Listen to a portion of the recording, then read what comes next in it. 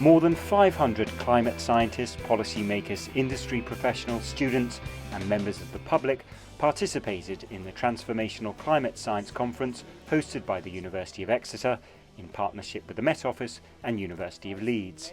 People from around the world attended the event, where the findings of the UN's Intergovernmental Panel on Climate Change Fifth Assessment Report were debated and discussed by speakers and delegates from every discipline involved in climate change research.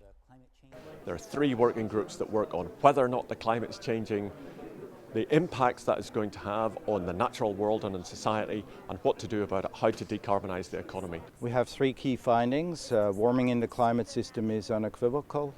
Man is responsible for that warming that we have observed in the past 60 years. And we also know if we want to limit climate change, we have to reduce substantially and in a sustained manner the emissions of greenhouse gases in the future. There's no question that climate change is the defining challenge of our era. We see the challenges documented in great and painful detail in the IPCC report.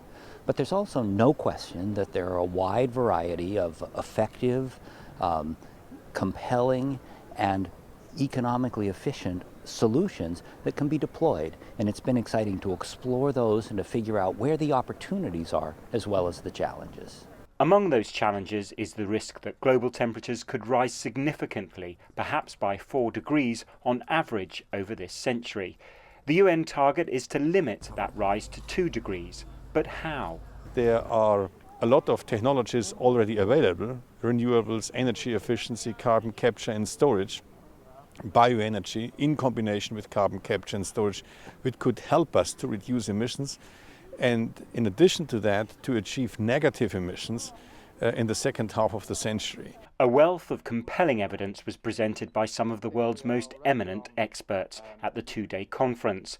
They identified some major frontiers for future research. What we have learned in this report is that we would like to provide much more detailed information on regional climate change, because that is where the impacts will happen, that is where people are vulnerable. A critical factor discussed at length is the need for global political action in rising to the challenges of climate change. It does not cost the world to save the planet. The technologies are available, but the most important challenge is to get an international agreement and to get the carbon pricing around the globe right. So this is a huge challenge. And my feeling is the challenge is not primarily a technological one, it's a political one. So how must the scientific agenda move forward? The first thing is for science to communicate even more clearly what we know, which is quite a lot about the system. The second thing is to make use of our existing technologies like renewable energy more widely and to get the incentives in place for that. And the third thing, and this is required also to stay below the 2-degree target that international negotiations are trying to achieve, is to think radically about technological solutions and social solutions. Such rallying calls offer hope among the challengers.